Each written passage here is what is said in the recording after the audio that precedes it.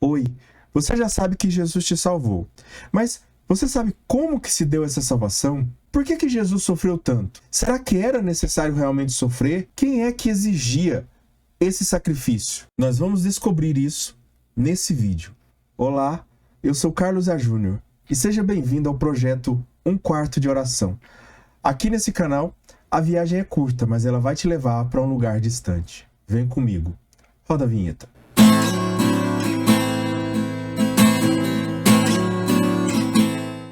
Antes de começar esse vídeo, eu quero te convidar. Se inscreve no canal, porque quanto mais inscritos esse canal tiver, mais pessoas ele alcançará. Então, é necessário que nesse começo de vídeo, nesse começo do canal, da vida do canal, nós possamos ter mais seguidores, nós podemos ter mais inscritos e assim nós possamos cada vez mais alcançar outras pessoas. Talvez você queira evangelizar e não sabe como. É uma forma simples, é de você divulgar esse vídeo para outras pessoas, divulga esse vídeo para familiares, fala assim, olha, se inscreve, dá essa força lá pro Carlos, então, tudo mais, para que nós possamos cada vez mais crescer, né, juntos, né, e nós possamos verdadeiramente evangelizar, levar a palavra de Deus e aprender um pouquinho mais. A proposta desses vídeos aqui sempre é aprender de pouco em pouco, porque a gente vai sempre precisar aprender. Então é necessário viver essa catequese diária constantemente para que nós possamos aprender, para que nesse vídeo, nesse canal, o objetivo desse canal, desse projeto Um Quarto de Oração, é realmente te ensinar a rezar, fazer você rezar melhor. Não que eu saiba rezar o topo do topo, não, mas é porque na igreja nós podemos encontrar a oração. Então, se nós pesquisarmos e vivermos aquilo que a igreja diz e aquilo que os santos ensinam, com certeza a gente não erra o caminho. Nós já falamos aqui nesse canal das tentações, nós já falamos do pecado e nós sabemos as consequências do pecado. As consequências do pecado são as tentações para nós, o desligamento com Deus, né? Esse desligamento que Adão e Eva, que o homem original tinha, ele foi rompido pelo pecado. A desobediência rompeu essa ligação que o homem tinha com Deus. Então o homem antes vivia uma paz plena, nessa paz que vinha de Deus. Mas quando ele peca, ele rompe essa ligação com Deus. Acertou, miserável. A partir do momento então que o homem desliga-se de Deus, ele desliga-se a partir da vontade. Ou seja, o homem quis pecar, o homem quis se desligar a Deus, porque o homem quis não somente desobedecer, mas ele queria pensar por si mesmo, né? Fazer as suas próprias leis. Esse desligamento nada mais é do que o homem pensar por si mesmo e querer julgar, ele ser o juiz, e não deixar que Deus seja o juiz, que Deus seja o governante, que Deus seja o guia, que Deus seja o Senhor. O homem quis ser Senhor. O homem quis ser esse Senhor. E aí ele cai na tentação de achar que ele pode conduzir a vida dele sem Deus. Esse é o mal do homem, né? O pecado é nada mais do que isso. É você tentar conduzir a sua vida sem Deus. Se fodeu.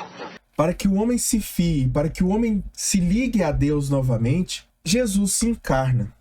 E a obediência de Jesus é que traz essa salvação para o homem. Só que nós precisamos entender o seguinte: essa encarnação, ela já é por si só o maior milagre que nós podemos experimentar. A encarnação de um Deus como homem. Então, Jesus, ele se encarnar, nada mais é do que ele dizer, eu agora estou aqui. Eu sinto o que vocês sentem. Eu percebo o que vocês percebem. Não como um criador, não como um criador que está fora, mas um criador que está dentro, né? Um criador que vê de dentro a sua criação e sente e experimenta tudo aquilo que a criação, que é o ser humano, sente. E assim essa encarnação, ela torna o homem mais semelhante a Deus, porque ela aproxima de Deus através desse Jesus que é homem. Como de costume nesse canal, nós vamos usar um exemplo. Imagina uma fila, várias pessoas espalhadas, mas algumas pessoas têm uma tendência a estar numa fila ali, né? Tem uma fila ainda meio que desorganizada, né? E existe uma pessoa ali no primeiro lugar da fila. E aí, uma outra pessoa, ela se coloca de frente a essa pessoa. Todas as pessoas que estão atrás dessa primeira pessoa, né, que consegue se esconder, né, consegue se esconder dessa pessoa, o que acontece? Aquela primeira pessoa, aquela que está olhando, ela não enxerga as outras pessoas, ela só enxerga aquela que está na frente, né? É isso que a palavra de Deus fala. Quando Cristo, vossa vida, aparecer, vossa vida está escondida em Cristo. Ou seja, seguir Jesus é se esconder atrás de Jesus para que você possa viver em Cristo. E vivendo em Cristo, nós podemos nos assemelhar a esse Cristo. Como eu disse, a encarnação de Jesus conferiu a Jesus poder se colocar no nosso lugar e sofrer e viver tudo aquilo que o homem vive, com exceção do pecado. Então Jesus também sofreu. Jesus passou dificuldades, Jesus sentiu dores, Jesus sentiu sofrimentos, Jesus chorou pelas pessoas. Então, tudo aquilo que é da faculdade humana, Jesus sentiu. Tá bom. Então, podendo sofrer, Jesus poderia entregar esse sofrimento em expiação dos nossos pecados. E aí é que nós vamos ver o que é isso, essa expiação, que nada mais é do que essa redenção. Ou seja, levar o homem ao seu estado original, ao seu estado de comunhão e ligação com Deus. Eu, particularmente, gosto muito quando eu vejo algum filme ou um seriado e um personagem em particular, ele começa a sua situação no filme ou no seriado de uma forma, ele é um vilão ou ele é um antagonista, e aí depois ele vai aprendendo e pouco a pouco ele vai se redimindo, ele vai percebendo que ele estava no caminho errado e começa a se colocar no caminho certo.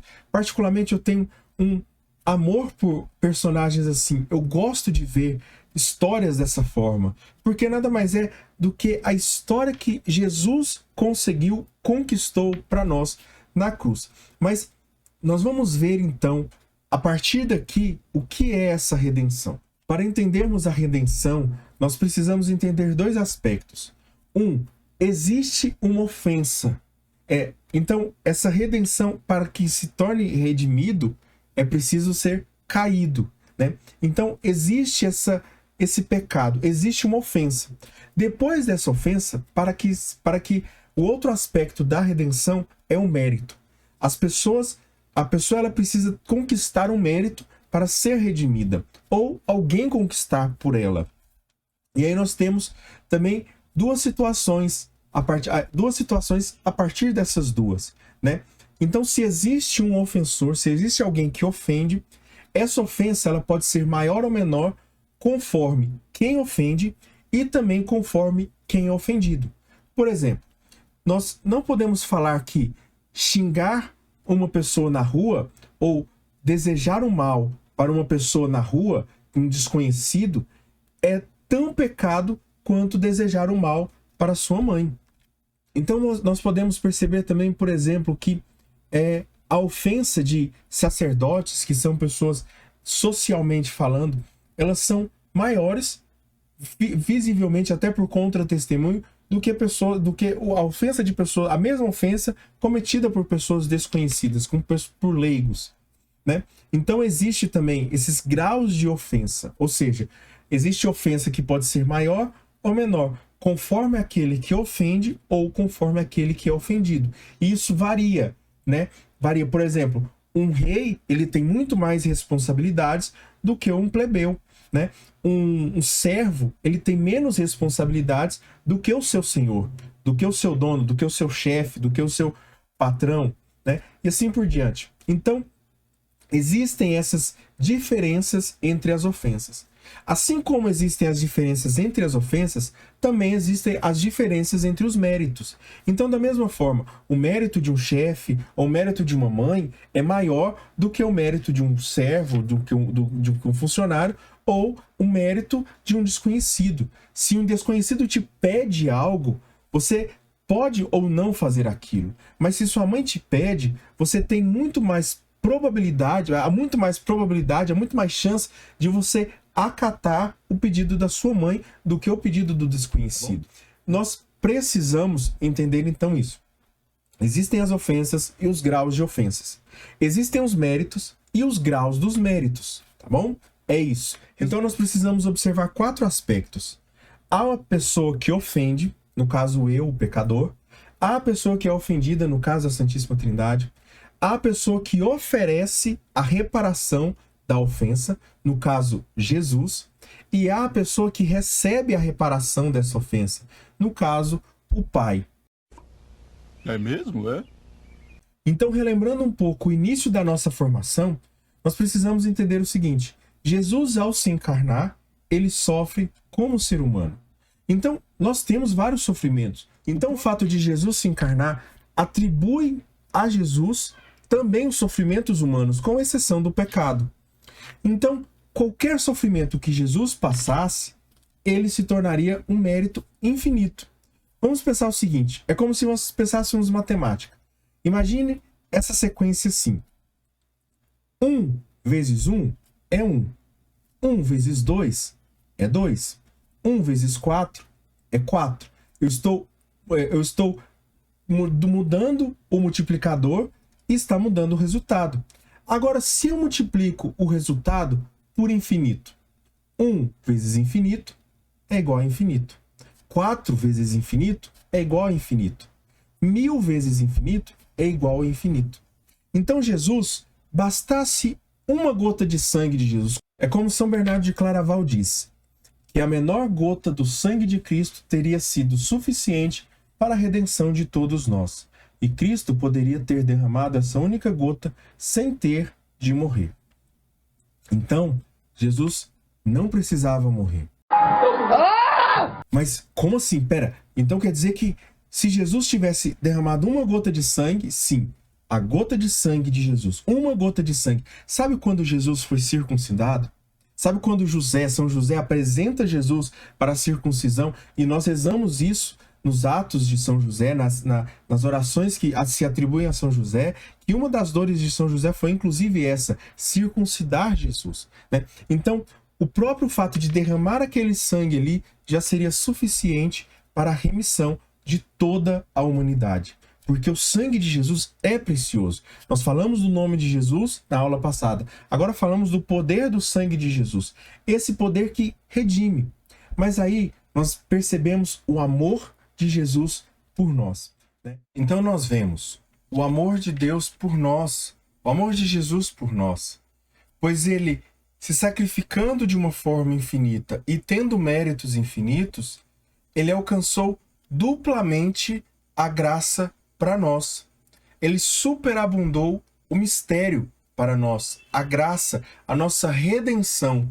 O que nós precisávamos de uma forma mínima era o suficiente, mas ele não. Ele se entrega totalmente e por amor, e não somente por amor, né? Eu disse que Jesus não precisava morrer, mas por obediência ao Pai, porque o Pai também nos ama, ele entrega plenamente o seu Filho. Ele entrega para que não haja dúvidas entre os seres humanos. Aqueles que acreditam plenamente que Jesus morreu por nós e de forma plena ele redimiu a humanidade. Então, aqui observando o cálculo matemático, é só nós observarmos o seguinte: o mérito de Jesus por ser Deus é infinito, e o sacrifício de Jesus por ter ido até o fim é infinito, ele se torna uma multiplicação quadrática, ou seja, uma multiplicação ao quadrado, que quer dizer o seguinte, quer dizer que o amor infinito, né, o mérito infinito, mais vezes o amor infinito, torna infinito ao quadrado. Então se coloca duas coisas na balança: o amor que Deus tem por Jesus e o ódio que Deus tem pelo pecado, pela ofensa que nós cometemos. E aí nós percebemos que Deus ama muito mais o Jesus, o Filho, do que ele odeia o pecado, essa ofensa. Por isso ele perdoa. Por isso existe esse transbordamento da graça, onde abundou o pecado, superabundou a graça. O sacrifício de Cristo é o mais perfeito por 4 motivos. Primeiro, porque Jesus, ele era apropriado para oferecer-se. Segundo, porque ele podia sofrer. Então nós percebemos aqui que não há uma espécie de poder, como se Jesus tivesse feito um teatro. Não, de fato Jesus sofreu. De fato Jesus sofreu na cruz. E não é algo como se ele tivesse, como se fosse ele, por exemplo, o Superman apanhando, né? E aí ele sentindo, fingindo que estava se doendo. Não, Jesus realmente sofreu por nós. Outra coisa também que faz perfeito, como nós já falamos, é que aquela carne que era oferecida, ela não tinha pecado. Ela não tinha pecado, então ela estava ligada a esse Deus e por isso ela poderia, de fato, ser adequada e perfeita para se entregar. E por fim também, por conta do tamanho do amor que era oferecido ali. Oferecido não somente a nós, mas oferecido também a Deus por Jesus. Então, essa relação de amor entre Jesus e o Pai, entre o Filho e o Pai, é que permite essa relação de amor, é o Espírito Santo. Ela permite que as pessoas possam ser redimidas, porque Jesus, ele oferece uma carne perfeita, ele oferece um sofrimento real, um sofrimento que existiu, porque a forma como a paixão existiu e também por conta do amor envolvido na paixão. E é porque é mesmo. Então é isso, eu espero que você tenha entendido, aprendido isso aqui. Talvez a gente não entenda um pouco dessa questão de méritos, mas é só imaginar o seguinte: mérito nada mais é do que você ser digno de receber algo. E sendo Jesus de dignidade infinita, Jesus sendo de dignidade eterna, o que acontece? Ele também tem méritos eternos, méritos divinos e infinitos. Amém? Então, mais uma vez eu quero te convidar, se inscreve no canal, deixa o seu like aqui embaixo, né? Comenta o que você precisar comentar aqui, faz esse vídeo chegar a outras pessoas também, me ajuda, né? É muito importante, nos ajude, é muito importante para que esse vídeo alcance outras pessoas, e não somente alcance outras pessoas, mas que outras pessoas possam entender aquilo que eu estou falando aqui, aquilo que nós estamos seguindo um caminho de lógica. Se você não viu os outros vídeos, veja os outros vídeos também. Esse, se eu não me engano, é o 6º ou 7º vídeo, né, dessa sequência. Nós teremos outros vídeos ainda, esse caminho ainda é longo, como eu disse para vocês, esse caminho é longo, vídeos são curtos, mas o caminho é longo. Então, que você possa ser abençoado pela Virgem Maria, que espero que São José possa colocar você no colo, como ele colocou Jesus também no colo. E que a partir dos sofrimentos de Cristo você também possa oferecer e se unir a Deus, a esse Jesus, se unir a esse Jesus em obediência, poder receber essa redenção, a salvação que Cristo recebeu por nós, que Cristo mereceu por nós. Louvado seja o nosso Senhor Jesus Cristo, para sempre seja louvado. Tudo por Jesus e nada sem Maria. Fiquemos selados então na proteção desse Deus que é Pai, Filho e Espírito Santo. Amém. Deus abençoe você.